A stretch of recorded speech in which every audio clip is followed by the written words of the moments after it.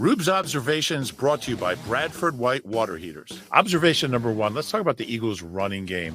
It struck me tonight watching DeAndre Swift that 2 years ago, this team was unstoppable running the ball as Jalen was kind of learning the passing game. And that was with Miles Sanders. Now they're unstoppable. 2 weeks in a row, over 200 rushing yards. And it's a different running back.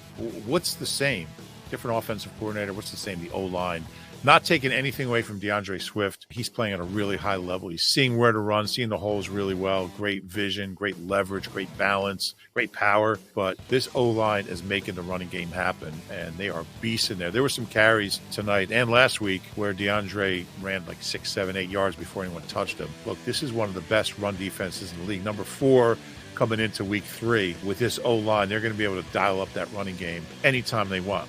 Let's go on the other side of the ball. Run defense is just as good, just as impressive. The Bucs wanted to run the ball. You could tell early on, I think they wanted to keep the pressure off their quarterback. They couldn't do it. They finished 17 for 41 rushing, 2.4 a pop. The Eagles have still not allowed a run longer than 12 yards all year. It all starts with those two kids, 23-year-old Jalen Carter and 24-year-old Jordan Davis. They're both playing at an elite level. Jalen Carter, I mean, I could talk all night about him. You know, he's played 3 games in the NFL. And he's already, and there's no doubt in my mind, he's one of the best defensive tackles in the NFL. Not by year or age or experience, but just period. That's how good he is. He's so dominating. He's so powerful. He's so consistent.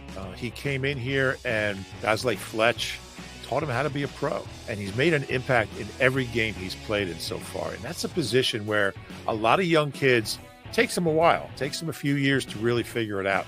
He's figured it out in 3 weeks. And, you know, I looked this up. This is pretty funny. The Eagles haven't had a rookie defensive player make a Pro Bowl since Maxie Baughan, a linebacker in 1960, when the Eagles won the NFL championship. So it's rare, but the way this kid's playing, nothing's going to stop him.